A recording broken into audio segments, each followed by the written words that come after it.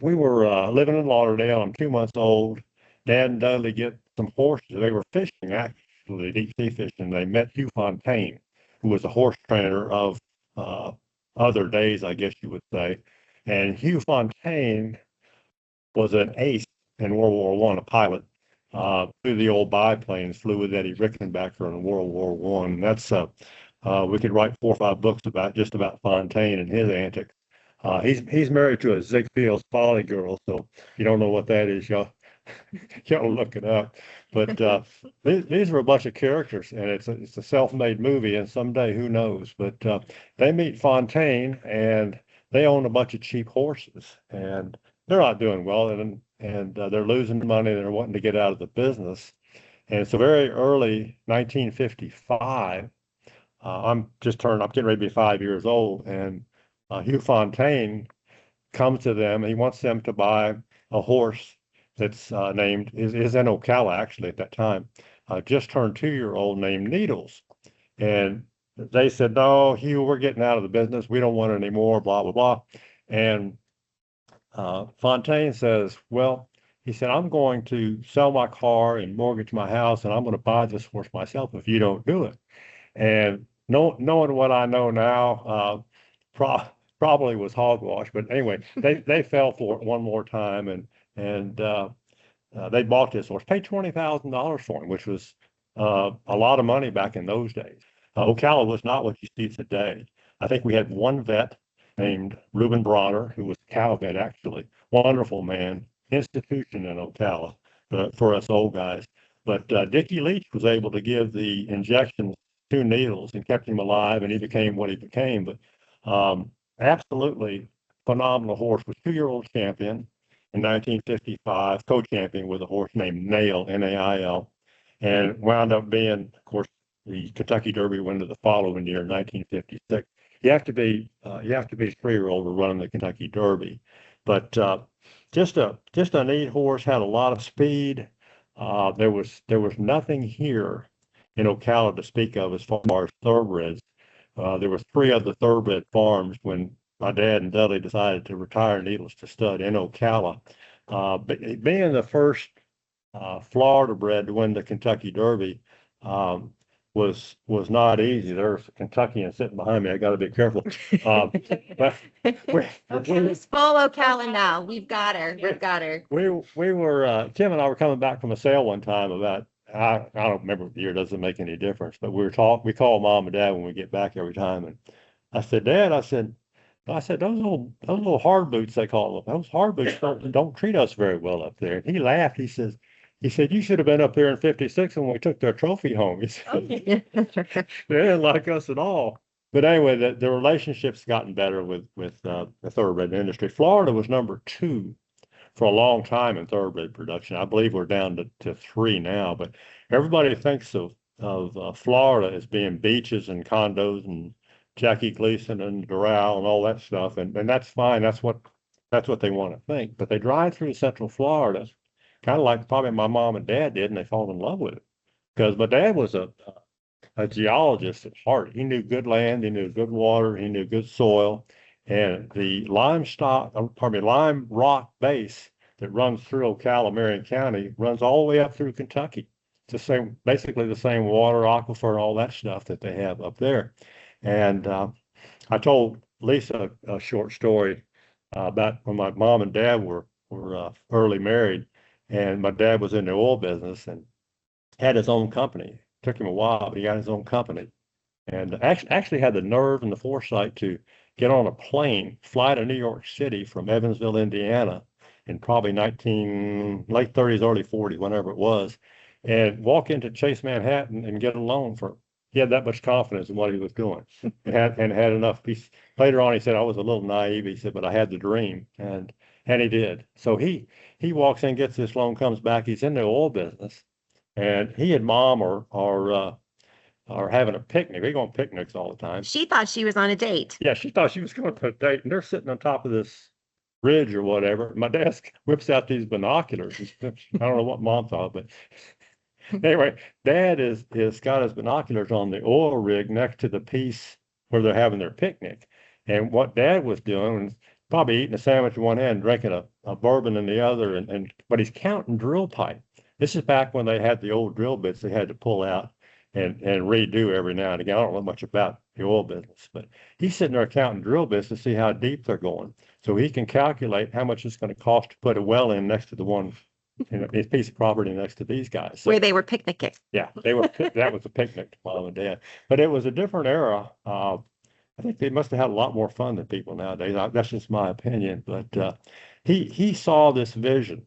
Needles just lit a flame in a lot of people, and he and your granddad Vince, David's dad.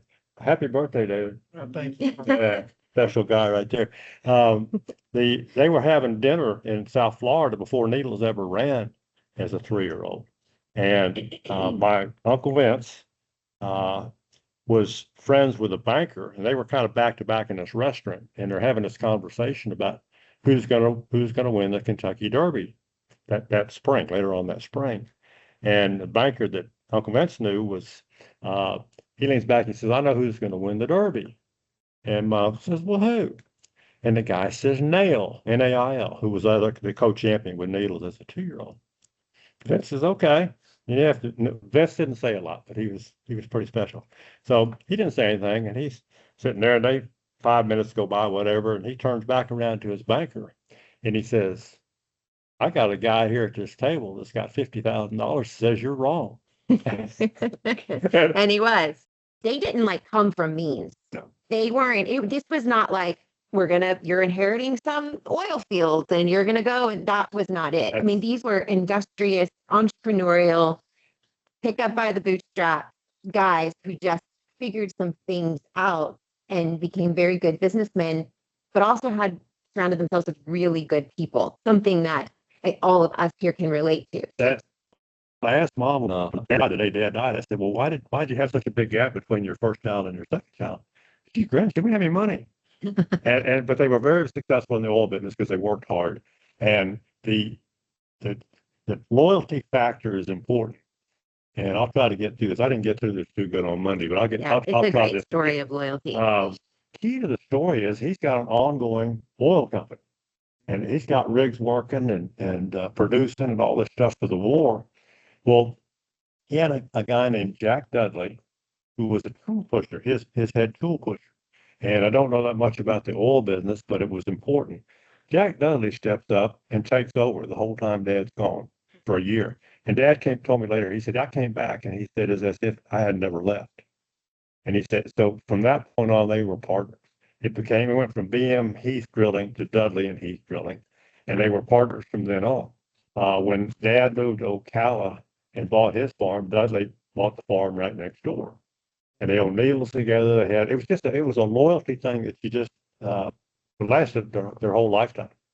And it was doggone special, and it was fun to watch. Now, Vince, your grandfather, was married to my dad's sister, and they were in Evansville, and Vince was unbelievable. He was I call him a bean counter, but he was a fantastic accountant and a money guy. And he kept my dad in line, because Dad, as I told Lisa, I kept saying he was a wild man. He really wasn't a wild man, but he was a dreamer and a visionary. Yeah, he was. That's it. That's what they call him nowadays.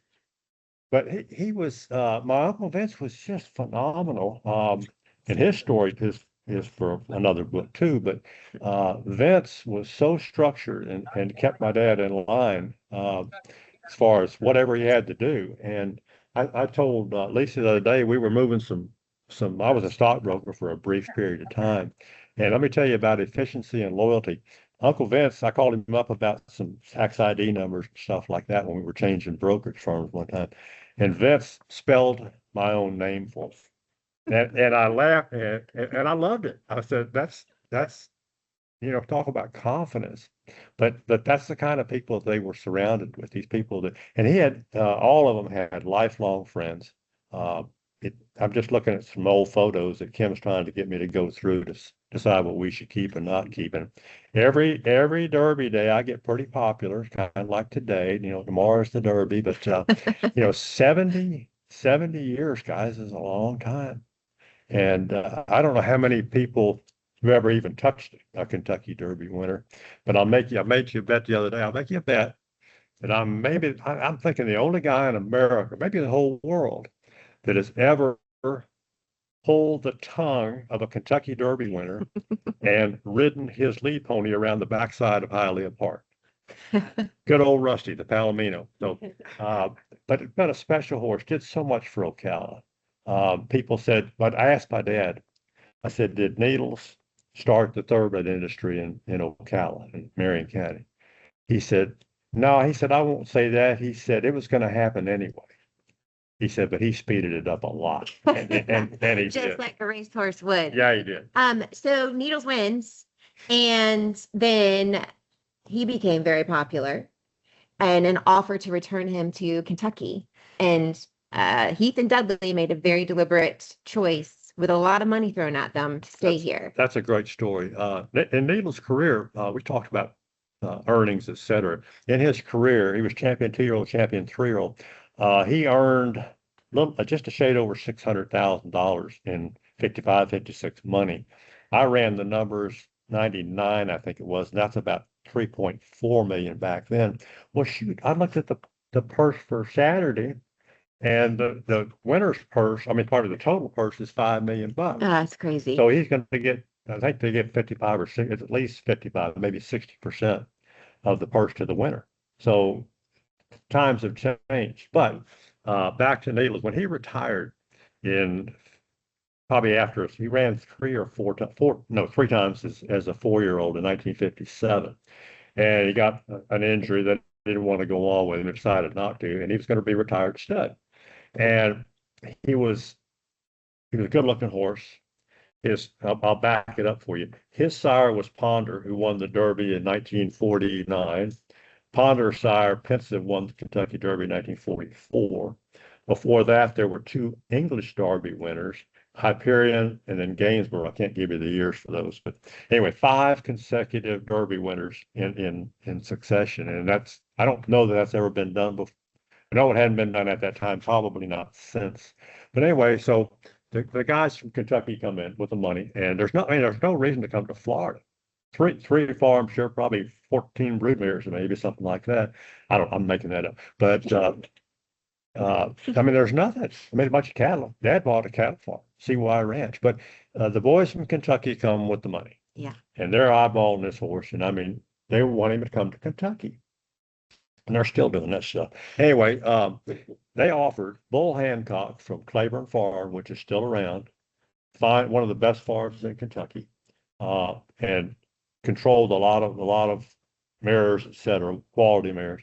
They offered Dad and Dudley $250,000 and 2 unraised 2-year-olds that were at Hialeah at that time. And I don't know what that equates to in today's terms of money, but the 2 unraced 2-year-olds, one of them turned out to be Round Table, who was quite a famous horse, might have been the first horse to win $1 million. I think he did win $1 million. I don't know if he was the first one to do it, but a fabulous horse. And they turned it down. They said, you know what, this is a Florida bred, and we want to try this. And when you're an oil wildcatter and you made your way from icicles hanging on your eyelashes, you don't flinch. I mean, I saw my dad. He just didn't flinch about much of anything. And Dudley was the same way. They were just tough guys, and they had a dream. And Dad used to laugh when Needles won the Derby. He was 39 years old. They knew where he was going to go to stud, I think, ahead of time, because Dad bought his farm on my birthday, February 8th, in 1956. I was 6 years old. He bought the farm before Needles ever even ran as a 3-year-old. That's how much confidence he had. And he laughed. He said, I wasn't confident. He said, I was naive. He'd had a picnic next door and watched that doing this theology thing. Another one of those picnics. So an offer of $250,000, 2 unraced horses. One went on to be the first $1 million winning horse, but it was about something bigger and longer term. And that's how right after that you saw thoroughbred farms popping up in Ocala, Marion County. And then let's segue a little bit to Needles. So Needles was his own personality, his own story. I mean, you talk about Heath and Dudley and everything that that meant, and you've certainly got a lot of both your mom and dad in you, all the good parts. And but then Needles was as scrappy and finicky and funny and stubborn and wonderful as you could possibly be. And I think what epitomizes that story is the media day story on how his jockey and I'm going to tell this part of it for you. So the jockey who raced him in the Derby was not the jockey who'd been racing him as a 2-year-old. Um, and they just knew that the chemistry was off. And we talk often about how you can have a team and they're doing great, they're doing good, but then when you switch the leadership, all of a sudden, like magic starts to happen. Like you can go from good to just like this is magic. And that's what happened when Herb became the jockey for Needles. He went from, yeah, this is a really good horse to this horse is special. But then he also, had strong feelings about when he wanted to run and when he did not want to run. Absolutely. That magic, you referred to the good being the enemy of the best. And that's one of my quotes that I like a lot. And the good can become the enemy of the best. You become complacent because you're not striving to get the best. The previous jockey, just Fontaine was his trainer, Hugh Fontaine. He could feel that the magic wasn't there. And when you're around, I don't care if it's horses or dogs or cats, you can feel that magic. I mean, it's there, and I can't describe it to you. But that magic was there with David, and thank goodness that Hugh Fontaine was his trainer and let this happen. I mean, he basically let the horse. Another trainer might have pushed him too much, although Needles was sound enough. He ran 11 times as a 2-year-old, and shoot, these horses nowadays they don't run 11 times in a career because they're all going to got to get that money and go to the breeding shed, but.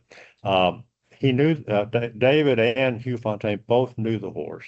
8 days before the Derby, which would be Friday before, so you're 8 days ahead of the Derby, they were going to work. I'm sorry, maybe back 7 days before they were supposed to work for the press. The day before that was the 8th day out, and David was on Needles, and he called Hugh Fontaine boss. He said, "Boss," he said, "this horse needs to go today." He said, "This horse," and David knew this. He worked when he wanted, he wouldn't work. He said, "I got to go today, boss." He said, "This horse," and he said, "I can't, David." He said, "I got to wait for the press tomorrow." And so they waited. And the next day he worked like a pig. He worked a mile. They used to work horses a mile and a quarter. They worked him a mile and a quarter in 2 minutes and 30 seconds, something like that. And that's walking time for a thoroughbred race. So this was like his one last chance to like practice basically before the Derby. And he hadn't run in 6 weeks, Yeah. which is also like unheard of. So he hadn't run in 6 weeks. He's going to have this one shot to like get a training in and get a practice in. And he was ready to go. But because the press was coming to watch him because it's Needles and he's the favorite and he's number 3 and all of that. And he got out there to do his reason, to do his run, and he just basically skipped and trotted around and did absolutely nothing. So it wasn't even a practice. Like then he raced the Derby having not raced or run faster than a trot in like 6 weeks. Yeah, he got nothing out of the work, and you hear trainers talk about, oh, he got a lot out of the work, blah blah blah. He got nothing out of that work. So he was a staunch closer. He came from way behind, like he did all his races in the Derby. He's 24 lengths behind, and but he was also the kind of horse that you couldn't get him to run. He would run when he felt ready to run. David said, David Erb's jock, and David said, he said 2 things were going on. He's got saddle cloth number 3, but they have different post positions. He's down on the rail, which everybody said, oh, the rail's a horrible place to be. And Lisa already referred to Fontaine saying, I love it. It's the only one I'm going to get. I love it down here. So Needles breaks. And if a horse hasn't run for a while, thoroughbred horse hasn't run for a while, and they're all that excitement going, you got 80 or 100,000 people over here making noise. And I mean, they're sharp. I mean, Needles was sharp, and he had speed if he wanted it, but he pops out of that one hole. And Davis actually, early on in the race, you can see it. He actually has the lead for a brief period and a couple of strides. But Davis says, I got to reach up kind of ease him back. He said, where he likes to be. And he said, and hope that later on in the race, I can get him to pick up the bit and run. And so they're going down the backside. They're 24 lengths behind, and you can see the photos and the videos if you mom and dad and all of them just because they know he's going to be back there, but when it's happening, it's not fun to watch. But anyway, David says they're going down the backside, and he said, "I'm doing this, and I'm trying to get him to pick up the bit." And he said, all of a sudden, he said, I felt him grab that bit, and a racehorse will grab that bit in his teeth. And he said, "Oh my God!" He said, "Here we go." And he said, "They're doing this and doing that." And David said, I'm just hanging on." And it's a fun thing to watch. It really is. And the end result was you saw that video when he, did you see me at the wire? But it took enough out of him that he won the Derby on guts and class. That's what I say. And he was the best horse, no question. But it wasn't on training because he wasn't going to let anybody. Hey, you're not going to make me go on Saturday morning. So anyway, they come around 2 weeks later in the Preakness. And the Preakness is a 1/16 of a mile shorter than the Derby. Derby's a mile and a quarter, Preakness a mile and 3/16. And he ran second. But probably another 16th of a mile. I don't know. Maybe he was making up some ground. But David said he was a tired horse. He said the Derby took enough out of him that he didn't get to do his best. But came back in the Belmont, which is a mile and a half, 3 weeks later, and won that. And the one of the neatest pictures I think you'll ever see is when they're going to the winner's circle after the Belmont, and Jack Dudley's got needles on the shank, and Dudley's got this just like Needles did when he pricked those ears. Dudley's got that. Told you so. Yeah. Told you we had the best horse. So the neat thing about learning about this is, I mean, the people that it takes and having the right people in place. And we talk often about the right people on the ARK, playing to people's strengths, listening, seeing people for their whole self, meeting people where they are, but then still pushing and expecting, helping them to exceed their expectations. And that there's a lot of components to this. There's an accountant, you have your CFO basically of the farm, you've got the people actually hands-on taking care of the farm. You've got 9-year-olds picking up rocks on practice tracks. You've got, there's trainers, there's so many components to it, and it all has to work together. And for us at ARK, we call that as one, because we are the support teams for our hotels, which have general managers, they have housekeepers, they have night auditors, they have your engineers, you have everything. And then here on the support team, we have your accountants, we have your revenue managers, we have your sales, there's your people and culture, there's analysts, there's all of these things that support all of it so that it works as one. And then we want the best people.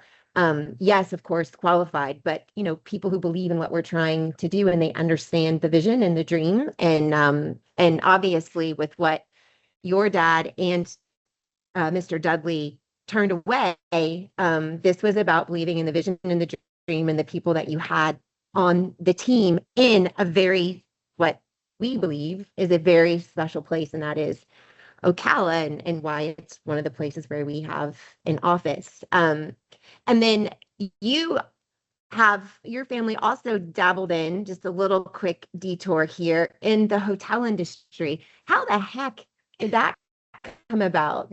Because it wasn't just, you're like, I don't know. And if you don't know, it was the property that's like right across the street from where Azim and Navros grew up. Yeah. I mean, it's literally, there's the Howard Johnson they grew up. And then at the time, it was the Steinbrenner Ramada. Yeah, I think one of my high school proms was held there. I really do. Like at the time, it was like the place. So it was. I don't know. The dad was to change channels on you one time. He had me go into a meeting room one time at the Ramada with him. He was always had these fantastic schemes, and he had some guy that was presenting to me, well, just to me, but I came in as his son, but several other of his buddies, and the guy had a gel that you could supposedly put in your belly button, and it would relieve hemorrhoids. And that's And I thought, that was your meeting at the Ramada. Yeah, this is great. What else can we do here? But that's the way he was. I mean, there's a saying about contempt prior to investigation, and my dad would investigate. Yeah. And this one, Kim, my bride's just like him. She goes down every rabbit hole you can imagine. But anyway, back to the Ramada. I don't know. He owned the property, and somehow he got connected with a couple of guys from Valdosta, Tifton, and they wound up with one in Atlanta. There were four. They had four of them, but he built the Ramada in Ocala himself. And they had later on came the convention center out back. Had a lot of fun in that convention center over time. Watched Ronald Reagan. Got to sit in the front row of Ronald Reagan when he was running for office back in his late 70s, something like that. Anyway, I don't know how that happened. Real estate. Yeah, real estate. Yeah, he knew land. He knew traffic flows and shoot. I remember as a kid in '60, whatever year the interstate was built. I'm standing on the east side of my dad's property, and they're starting to build the interstate. And I said to probably talking to my horse Candy, my paint pony. I said, we don't need this. There aren't enough people here. We don't need this highway back here. Well, 70 something years later, I'm wrong. So where I don't know where y'all were on that year, but I don't know how he knew that, but he just did. He sold that property though in that hotel to George Steinbrenner. And their connection came when George was in the horse business here. George had a friend named Hank Brown who owned a farm out off of 40, south of 40. And he sold his farm to George and it became Kinsman Stud. They're still there. Wonderful people. And they have a connection with Nassim too. So just a good family. But George loved horses. And he had some stallions that stood at Dad's farm. He had Gunflint, and there was another one in there somewhere. But he and George were buddies. And George came to Dad's memorial service at the convention center. And he's telling the story about Dad. He said, he said, when I first came to Ocala, he said, Bonnie took me to a football game at the University of Florida. And Dad didn't have great seats there. But he said, we're at this ball game, and he said, the guys in front of us are getting a little out of hand. He said, getting a little full of that loudmouth soup, if you will. And he said, Bonnie's kind of goading them on, telling them to sit down and goading them on. And he said, about the time it was going to get a little rough, he said, I looked around, he said, Bonnie was gone. and I told somebody, I said, I know what caused that. It's having Jack Dudley by your side all those years, because if you knew Jack, Jack wasn't mean at all, but Jack had this Popeye forearms, and that's another story for another day. Greg Branch over at Seminole Feeds, who was here when we got here. Greg Branch has got a great story about Dudley and Dad. So before we've got a few minutes left, and this is one of the things I alluded to in the beginning that connects to our vision to positively impact. If anybody were to ask your dad what he felt the most significant contribution he had in life was, what would he say it was? That's such a great question. When Dad died, I got a call from, was it Eric Kim or was it Ryan doing the piece? I'll give them both credit because I like them both. Ryan Conley or Eric Mitchell called me, and they were writing for Blood Horse or whatever it was. That's a big horse publication, and they asked me, what would my dad be most proud of what he done? And I said he wasn't proud at all. I said he would be most pleased about the United Way. He was the first president of United Way in Marion County, and he and Bobby Matthews and a couple other guys, who it was, I'm not sure, but four of them got together and started the Marion County. They called it United Appeal back then. And they said, well, Bonnie, you got to be president. And I have a little of that problem too. I don't know how to say no. So he said, okay, I'll do it. And he loved the United Way for a long time. And all his employees at the farm, at the Ramada, would all donate. And I found out later on that if they couldn't donate, he was taking care of that. And I had people come up to me at his service and tell me stuff. Yeah.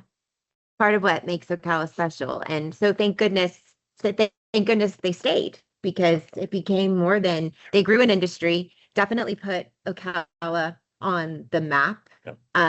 But then the probably the greatest legacy with the greatest impact is that personal touch on so many people's lives through the United Way. And I'm going to brag on him for him because we're at 10:39. So then Bonnie and Kim have carried on a tradition where they make sure that every fourth grade student in Marion County receives the book, The Black Stallion, and donates the books to the school so that each student gets it. And the very cool thing about that is that that is actually one of the books that they are, tested on. So they are highly incentivized to read it, which is great. But for some of them, it may be the only book that some of these kids ever own that's theirs, that they get to have, that they receive. And then they do really cool things like take horses out to interact with the kids. So you've carried out some of that goodness on your own. I think that's really cool. That's so special. There's two groups that I belong to, and they're all volunteer. Both groups I belong to, because I've never been on a board where I've been paid. Me neither. That probably scared me. Me neither. But the Ocala Horse Alliance lady moved here from Maryland and had done this before, but she wanted to unite all the breeds in Marion County. We're the horse capital of the world. So we got Arabians, we got thoroughbreds, we got quarter horses, we got all kind of horses. And she wanted to do this. And I said, well, named Ellie Truman, great gal. I said, Ellie, I've been here for almost 70 years. I said, I've never seen that happen. And she's made it happen. It's getting better and better. And but she comes on a couple of years later and says, we need to have a Black Stallion reading project. We had one in Maryland. I said, well, I know you popped your cork now. I said, we can't do that. Well, we do. And then we're in our 6th year, all donations. Each school has a farm partner. We pay for the books, required reading, part of the curriculum. And a lot of these kids, you think in Marion County, everybody knows what a horse is. A lot of these kids never seen a horse, never touched one. And it makes all the difference in the world. You pull that. Carol Fletcher drove in the other day to our school with her horse. I asked the kid, he's a Palomino quarter horse, and he's a trick horse. And he looks between a combination of Trigger from Roy Rogers and Mr. Ed. And these kids, I said, have you all know who Roy Rogers was? So we're missing something. Anyway, but we're taking horses to the school. They're reading. Just phenomenal energy that you can see. That horse gets off that trailer, and these kids just, I don't care who walked in over here. I don't care, that horse. And when they start touching them, smelling them, it's pretty neat stuff. Another group I belong to is Save Our Rural Area, and we're trying to keep farmland preservation. We got 190. Well, we did have 193,000 acres preserved for farmland, but that's going away fast. And that nose of the developers underneath the tent, it's tough to get out of there. But I'm passionate about both of those, and it's just good to be here. It's good to be trying to help everybody. Telling all your stories. Yeah, come see us. He means that. Come see them. If you're in the area, they have a small. We don't have a physical farm, and we do have some horses. We go out to FTBOA, Florida Thoroughbred Breeders, and see Needles Trophy. Oh, and I forgot, Needles may be the only dual letterman from 2 different universities. He has a letter blanket from Oklahoma A&M at the time, now Oklahoma State, where I went to school, and my dad and mom, everybody, whole family. And then he also has a letter blanket from University of Florida. So he's a dual letter. and he went on the field at 1956. Yeah, after he won the Derby that fall when they played University of Miami for homecoming. They took him on the field at halftime. And I talked to David about it. He said, they called me and told me what I was going to be doing. And I said, you're going to do what? And David says, I don't know who was more loaded, me or the horse. He said, well, we went out on the field. And old Joe Rutter had that shake, who was his groom and a wonderful guy. And Joe probably made it happen. But it's that dream. Don't quit dreaming. I love that. That's how he started this conversation and how we're wrapping it up. It's just keep dreaming. That's the very first thing he said. And this is May 1st. So we're going into the 3-year anniversary year for ARK, and this has definitely been a vision and a dream to do what we're doing and to be exceptional for what's within the industry. We want to raise the bar on what relationships and reputation and returns mean in our industry. Stay committed to positively impact. Prove that you can grow and scale without compromising on culture, and stories like yours that have all of those twists and turns. It's just really fun that you would come and do this. So thank you for the inspiration of having a Derby themed morning here. If you've never watched the Derby, maybe check it out. And when you're around people, you can say, I actually know the entire story around the very first ever Florida bred Kentucky Derby winner in 1956, Needles, and all the stuff. Thanks to our guest speaker, Bonnie Heath. Let's give him a round of applause. Thank you.